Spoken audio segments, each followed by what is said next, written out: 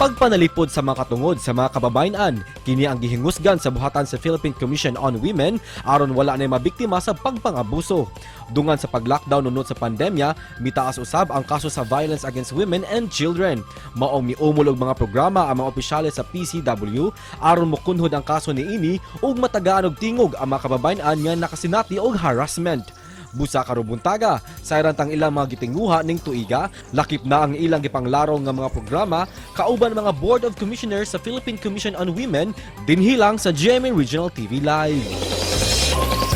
Kapuso sa Spotlight rong buntaga, magpakisayod taon sa update gikan sa Philippine Commission on Women unsay mga gikabisihan nila karong panahon unsay mga proyekto sab sa opisina. Makauban nato mga kapuso, mga milangkob sa ilang board, pinanguluhan sa ilang chairperson Yusek Sandy Montano, Commissioner Alex Mendoza, Commissioner Ashlea Limbona, Commissioner Tet Triumfante o Commissioner Judy Kalimutan. Maayong buntag o maupay na aga, Ma'am Sandy, Ma'am Ashlea, Ma'am Alex, Ma'am Tet, of course, Ma'am Judy. Welcome sa GMA Regional TV Live. Pakibati po mga kapuso natin this morning. Ang buntag, good day sa ating mga kapuso from Philippine Commission on Women. Yes, may buntag sa inyong kapos and Philippine Commission on Women. So, nandito po kami para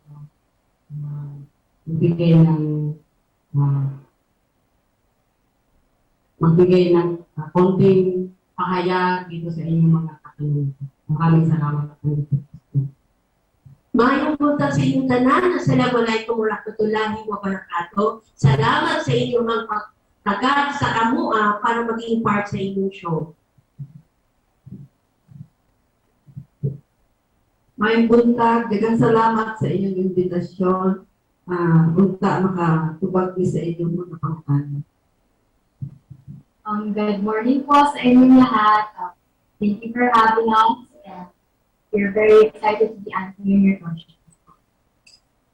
Thank you so much. I see some of you are Bisaya speaking pala. Thank you so much, Madam Chairperson og atong mga honorable members sa board sa PCW.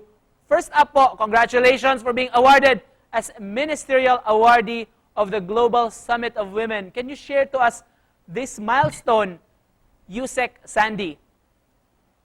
Yes, thank you, Nico. It was really a milestone because for 32 years, Global Summit of Women, we were able to get the recognition, the honor, and award for the Ministerial Award of Global Summit of Women in Thailand. It was last Friday, and Saturday, and we're so honored to share to you this good news because the program that we were able to share to the whole world, to the global community of women, is our initiative as the Board of Commissioners on a lot of things. Like first is on the emergency hotline 911. Wow, congratulations for the recognition and the hard work sa ating PCW Board of Commissioners. Saan niyo po inaalay ang karangalan na ito, ang recognition ito, Yusek Sandy? Of course, Nico, we honor and we dedicate this honor and recognition to God Almighty for giving us all this opportunity. Bilang isa sa mga commissioner ng Philippine Commission on Women, Commissioner Alex, ano pong layunin niyo lalong-lalo na sa ating mga kababata, mga batang kababaihan? Yes, of course, for the young girls, I want to be a part of that. Significant issues with young women. And not just the young women, those facing gender biases as well. And also, I would like to give a message, just always study and not marry early. Let's give value. Yes, let's give value for your education and give ourselves. Actually, mapalad po tayo ngayon dahil nagkaroon po ang bagong batas na meron tayong prohibition on early child marriage. At bilang parte ng mandato ng Philippine Commission on Women, we would like to bring a strong awareness para sa kabataan, lalo na po sa mga Muslim at sa mga IPs kung saan meron tayong kultura na pwede natin ipakasal ang ating mga young girls. For Commissioner Tet, for you ma'am, ba't dapat nating bigyang tuon o bigyang pansin talaga ang ating mga kababaihan, lalo na yung potensyal nila na maging bagong mga leader ng ating gobyerno soon? Actually, sabi natin, kung hindi po natin pansinin yung 49.9% of our population, we own half of the sky, di ba? Yung kababaihan. So kung hindi po natin nailagay, na-mainstream yung issues, yung concerns ng women, mag-fail po yung whatever development agenda na meron tayo para sa ating bansa. So dapat inclusive po yung ating approach for this.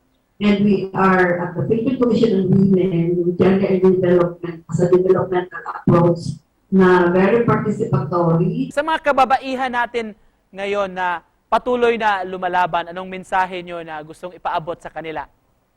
Ang masasabi lang po regarding dito sa ating kababaihan na pwede natin maitaguyod pa kasi ang kababaihan siya yung mahalaga unang-una sa pamilya. So, hindi mabubuo ang isang pamilya kung wala yung babae sa tahanan. So, napakahalaga ng papel ng babae sa pamilya, sa lipunan. Dahil isa yung, sabi nga nila, ilaw ng tahanan. Di ba? So yung magiging papel natin bilang babae ay talagang very important talaga sa buhay natin. Alright, just to close this, let's start first with Commissioner Alex and then Yusek Sandy po. Message nyo sa atong mga kapuso na nanonood right now. Thank you so much. We're PCW, Philippine Commission on Women, and we're very happy. Thank you. Dagang salamat yun sa hindi. Maraming salamat po for inviting us. Thank you so much.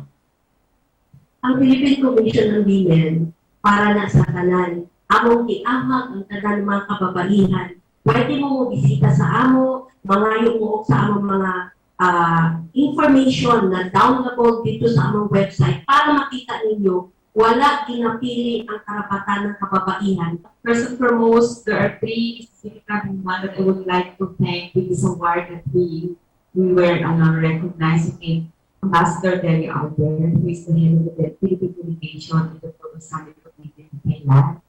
Our former chairperson here Mayao, who started the Great Women Program since 2006 and beyond until now. We just had the isip program of the last month.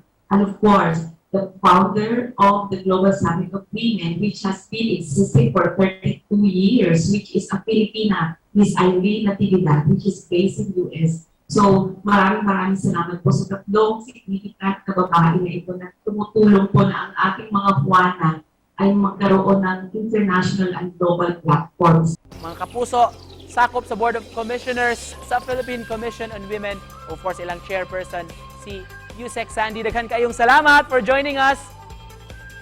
Thank you. Maraming salamat.